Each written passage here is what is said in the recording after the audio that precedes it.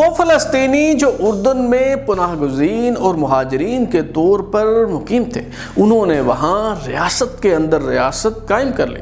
اردن کے بادشاہ شاہ حسین فلسطینی فدائین کے قیدی بن کر رہ گئے۔ عمان میں فلسطینی مزاحمت کاروں نے سیکیورٹی چیک پوائنٹس بنا لیے، اربد شہر پر قبضہ کر کے وہاں اپنی حکومت قائم کر لی، اور پھر ایک مسیحی فلسطینی کی قائم کردہ شدت پسند تنظیم فلسطین لبریشن فرنٹ نے بیک وقت 4 مسافر طیارے ہائی جیک کر لیے۔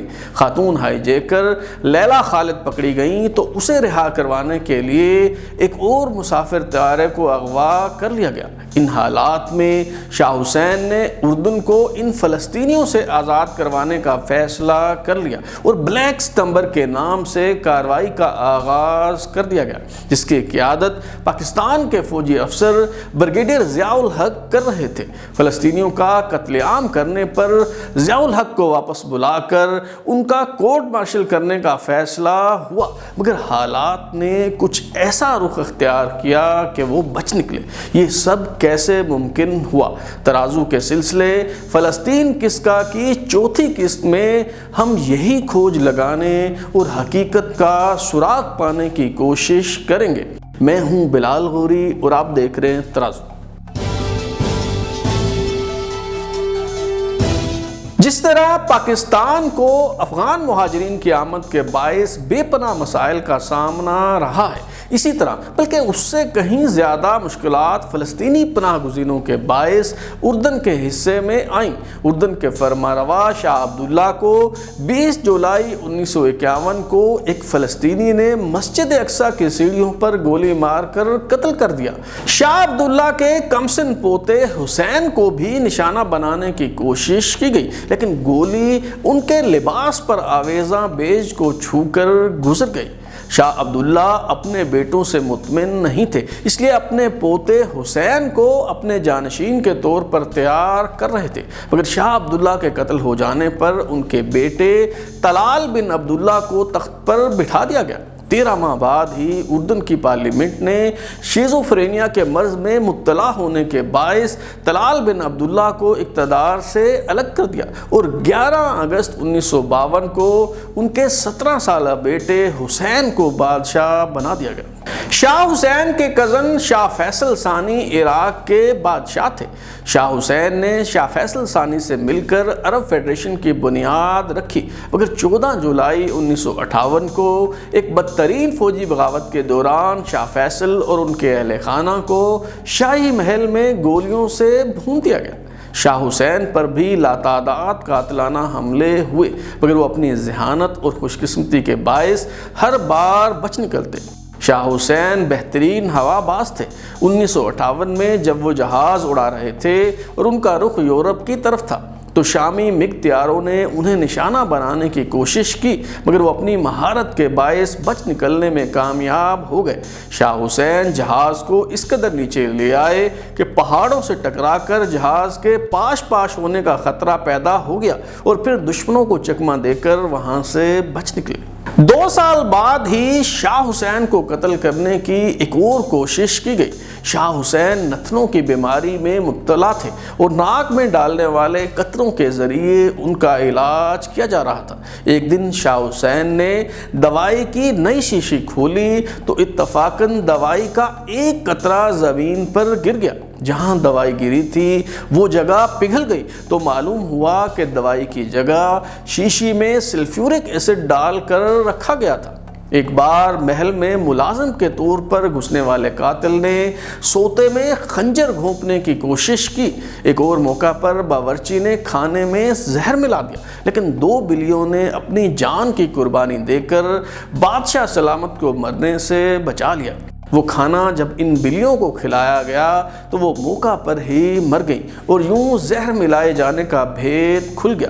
بم دھماکے میں شاہ حسین کو قتل کرنے کی سازش کی گئی۔ اردن کے وزیر اعظم سمیت 8 افراد مارے گئے، مگر شاہ حسین اس لیے زندہ بچ نکلے کہ وہ بم وقت سے پہلے ہی پھٹ گیا۔ ایک بار شاہ حسین کی گاڑی پر مشین گنوں سے گولیوں کی بوچھاڑ کر دی گئی، مگر بعد ازاں معلوم ہوا کہ اس گاڑی میں ان کے چچا تھے، جبکہ وہ خود کسی اور گاڑی میں سفر کر رہے تھے۔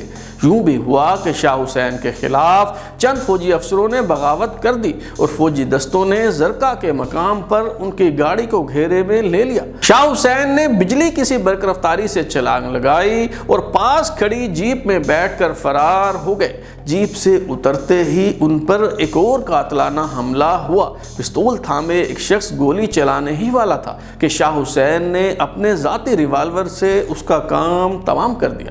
شاہ حسین جاگ رہے ہوتے تو ان کی پتلون سے کولٹ 38 پسٹل لٹکا رہتا اور سوتے وقت یہ ہتھیار ان کے سرہانے موجود رہتا۔ شاہ حسین کی زندگی پر نظر دوڑائیں تو یوں محسوس ہوتا ہے جیسے آپ کوئی سنسنی خیز فلم دیکھ رہے ہیں۔ معروف اطالوی صحافی اوریانا فلاشی نے شاہ حسین کو ایک ایسے موزور اور بکھرے ہوئے بیل سے تشبیہ دی ہے جسے باندھ بھی دیں تو وہ رسی تڑوا کر بھاگ نکلتا ہے۔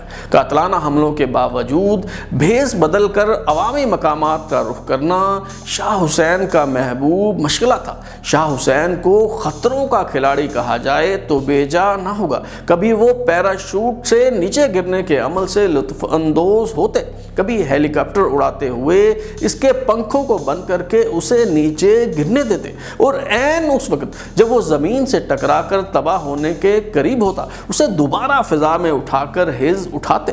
کبھی ہنٹر جہاز کو اڑاتے ہوئے اسے الٹی سیدھی کلابازیاں دے کر مزہ پاتے تو کبھی اپنی کار کو 180 میل فی گھنٹہ کی رفتار سے دوڑا کر انہیں خوشی ملتی۔ 1967 کی عرب اسرائیل جنگ میں شکست کے بعد فلسطینیوں نے اسرائیل کے خلاف مزاحمت کا آغاز کر دیا اور فدائین مہم شروع کر دی۔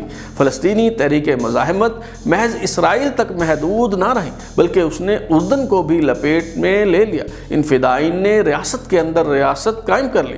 شاہ حسین محض فدائین کے قیدی بن کر رہ گئے۔ اوریانا فلاشی کی ہائی پروفائلز انٹرویوز پر مبنی کتاب انٹرویو ود ہسٹری کے مطابق اوریانا فلاشی نے سوال کیا، حضور والا، اردن پر حکومت کون کر رہا ہے؟ ناکم پر موجود فدائین لوگوں کو روکتے ہیں، سرحدوں پر فدائین حملے کرتے ہیں اور دیہاتوں میں تو سب فیصلے فدائین کرتے ہیں۔ اب یہ کہنا بعید العقل نہیں کہ فدائین آپ کی ریاست کے اندر ایک ریاست تشکیل دے چکے ہیں۔ شاہ حسین نے جواب دیا، میں جانتا ہوں بہت سے معاملات ٹھیک نہیں ہیں۔ جب مجھ سے سوال کیا جاتا ہے کہ میں فدائین کو کیوں نہیں روکتا تو میں یہی جواب دیتا ہوں کہ انہیں نکال باہر کرنا میرے اختیار میں ہے، لیکن وہ مزاحمت کا حق رکھتے ہیں۔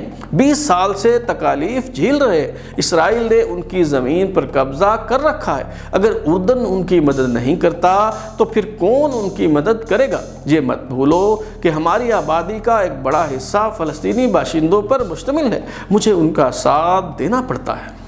اردن کے حالات ہر گزرتے دن کے ساتھ خراب ہوتے چلے گئے۔ فلسطینی جنگجوؤں کا اثر و رسوخ بڑھتا چلا گیا۔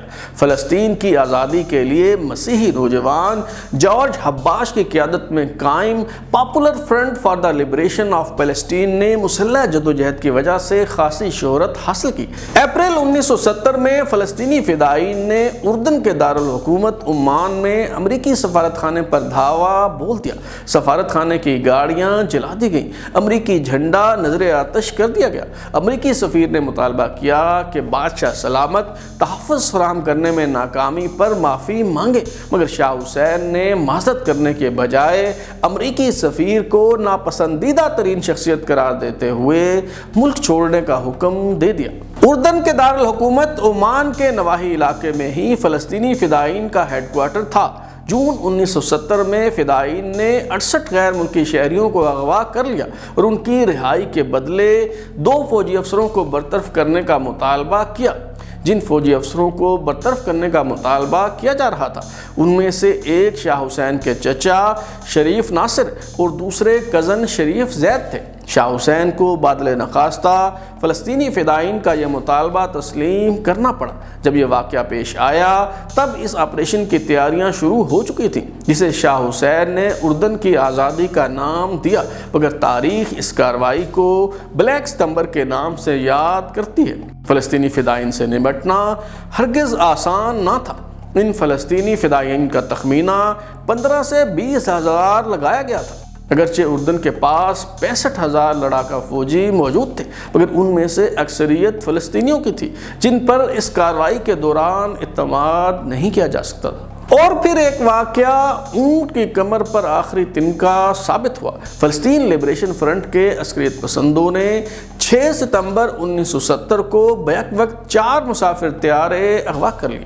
3 طیاروں کو اغوا کر کے اردن کے صحرا میں واقع متروک army airfield Dawson airfield لے جایا گیا اور مسافروں کو نکال کر تحویل میں لینے کے بعد میڈیا کے سامنے ان ہوائی جہازوں کو تباہ کر دیا گیا۔ ایک مسافر طیارے کو مصر کے دارالحکومت قاہرہ لے جا کر تباہ کر دیا گیا۔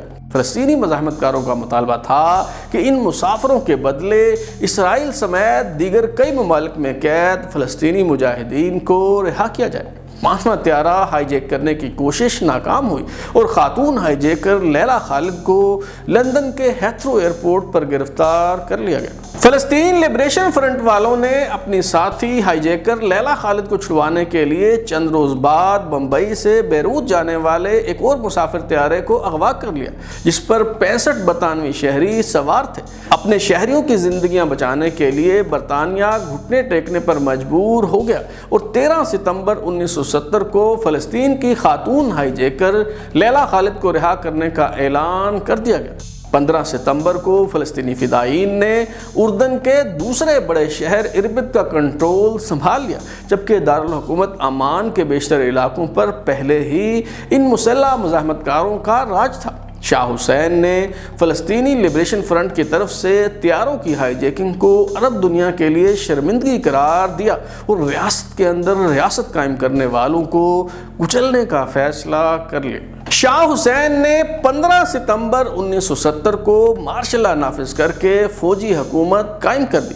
فوج کے 2 اعلیٰ افسر یعنی ان کے چچا شریف ناصر اور کزن شریف زید، جنہیں فلسطینی فدائین کے دباؤ پر برطرف کیا گیا تھا، انہیں بحال کر دیا گیا۔ اردن کی فوج نے 17 ستمبر 1970 کو اس فوجی کارروائی کا آغاز کیا جسے بلیک ستمبر کے نام سے یاد کیا جاتا ہے۔ عمان کے نواح میں موجود پناہ گزینوں کے علاقے میں فلسطینی فدائین کے مرکزی دفتر پر بھرپور حملہ کیا گیا۔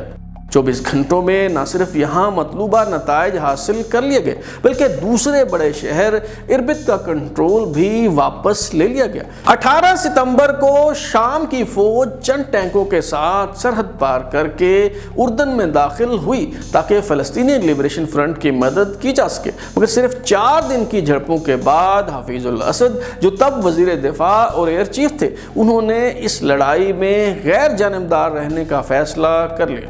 عمومی تاثر یہ ہے کہ اردن کے شاہ حسین نے یہ کارروائی امریکہ اور اسرائیل کے ایما پر کی یا کم از کم ان کی مدد اور تعاون سے کامیابی حاصل کی، لیکن حقیقت اس کے برعکس ہے۔ CIA کے مشرق وسطی سے متعلق ماہر جیک اوکانل، جنہوں نے ان حالات و واقعات کا بہت قریب سے مشاہدہ کیا، وہ اپنی کتاب King's Counsel a memoir of war espionage and diplomacy in Middle East میں لکھتے ہیں۔ حقیقت یہ ہے کہ اس بحران کے دوران امریکی ایک طرف بیٹھے تماشا دیکھتے رہے اور خود اپنے آپ سے باتیں کرتے رہے۔ انہوں نے فوجی مداخلت سے متعلق شاہ حسین کی درخواستوں کا کبھی کوئی جواب نہ دیا، کچھ کرنا تو درکنار، انہوں نے پیغامات کا جواب دینا بھی گوارا نہ کیا۔ برطانیہ کی وہ خفیہ دستاویزات جو 2001 میں منظر عام پر آئیں، ان کے مطابق شاہ حسین نے برطانیہ اور امریکہ کے ذریعے یہ درخواست بھی کی تھی کہ اسرائیل فدائین کی حمایت کرنے اور ان کا ساتھ دینے والے ملک شام پر حملہ کر دے۔ برطانیہ نے شاہ حسین کا یہ پیغام فارورڈ نہ کیا اور یہ معاملہ امریکہ کی ثوابدید پر چھوڑ دیا۔ واشنگٹن نے تل ابیب کو اس درخواست سے آگاہ کیا، لیکن اسرائیلی وزیر اعظم گولڈا میئر نے خاموشی اختیار کر لی۔ ایک اہم ترین سوال یہ ہے کہ بلیک ستمبر کی اس کارروائی میں پاکستان نے کیا کردار ادا کیا؟ اردن کی پاکستان سے ایک نسبت یہ بھی تھی کہ ایک پاکستانی خاتون اردن کے شاہی خاندان میں بیاہی گئی۔ شاہ حسین کے چچا شریف حسین بن ناصر 15 جولائی 1968 کو رشتے کی بات کرنے پاکستان آئے اور پھر 27 اگست 1968 کو شاہی بارات کراچی کے بین الاقوامی ایئرپورٹ پر اتری۔ شاہی جہاز اردن کے بادشاہ شاہ حسین خود اڑا رہے تھے۔ پاکستان کے صدر ایوب خان نے ایئرپورٹ پر ان مہمانوں کو خوش آمدید کہا۔ یہاں سے شاہی مہمانوں کو پروٹوکول کے ساتھ اسٹیٹ گیسٹ ہاؤس لے جایا گیا۔ اگلے روز شاہی خاندان بارات لے کر کلفٹن میں کاشانہ کے نام سے پہچانے جانے والے سابق سیکرٹری خارجہ اکرام اللہ اور ان کی اہلیہ بیگم شائستہ اکرام اللہ کے گھر پہنچا۔ شاہ حسین کے چچا حسن بن طلال جو تب ولی عہد شہزادے تھے، ان کا اکرام اللہ کی چھوٹی صاحبزادی ثروت سے نکاح ہوا تو دو سربراہان مملکت یعنی شاہ حسین اور ایوب خان نے نکاح نامے پر بطور گواہ دستخط کیے اور یوں شائستہ اکرام اللہ کی دختر شہزادی ثروت ہو گئی۔ 1967 کی عرب اسرائیل جنگ میں مصر کی طرح اردن کی فضائیہ بھی اسرائیل نے تباہ کر دی تھی۔ اردن کی فضائیہ کو بحال کرنے، شکست کے اسباب کا جائزہ لینے، تربیت دینے اور تکنیکی تعاون فراہم کرنے کے لیے پاک فوج کا ایک ایڈوائزری مشن اردن بھیجا گیا، جس میں بریگیڈیئر ضیاء الحق بھی شامل تھے، جو بعد ازاں آرمی چیف بنے اور مارشل لا لگا کر اقتدار پر قبضہ کر لیا۔ ایڈوائزری مشن کا مینڈیٹ بہت واضح تھا کہ کسی کشمکش یا لڑائی میں حصہ نہیں لینا، مگر بلیک ستمبر کے دوران بریگیڈیئر ضیاء الحق نے شاہ حسین کی خوشنودی حاصل کرنے کے لیے ان احکامات سے روگردانی کی اور فلسطینیوں کے قتل عام میں بھرپور حصہ لیا۔ جیک اوکونل سمیت کئی مصنفین نے ضیاء الحق کے اس کردار کی تصدیق کی ہے۔ بروکنگ انسٹیٹیوٹ کے انٹیلیجنس پروجیکٹ کے ڈائریکٹر اور CIA ایکسپرٹ بروس ریڈل لکھتے ہیں کہ شاہ حسین نے ضیاء الحق کو صورتحال کا جائزہ لینے کے لیے بھیجا۔ ضیاء نے رپورٹ دی کہ صورتحال نازک ضرور ہے مگر تباہ کن نہیں۔ اردن اپنی افواج کے ذریعے شامی ٹینکوں کا مقابلہ کر سکتا ہے۔ ولی عہد شہزادہ حسن بن طلال نے بعد ازاں مجھے بتایا کہ تب ضیاء الحق نے اردن کے جوابی حملے کی قیادت سنبھال لی۔ جنرل ضیاء الحق کے اس کردار کی تصدیق کئی پاکستانی مصنفین نے بھی کی ہے۔ مثال کے طور پر میجر جنرل وجاہت حسین جو دوسرے commander in chief general Gracey کے ADC کے طور پر کام کرتے رہے اور ضیاء الحق کی اردن روانگی کے بعد ملتان کے آرمڈ ڈویژن کی کمانڈ سنبھالی۔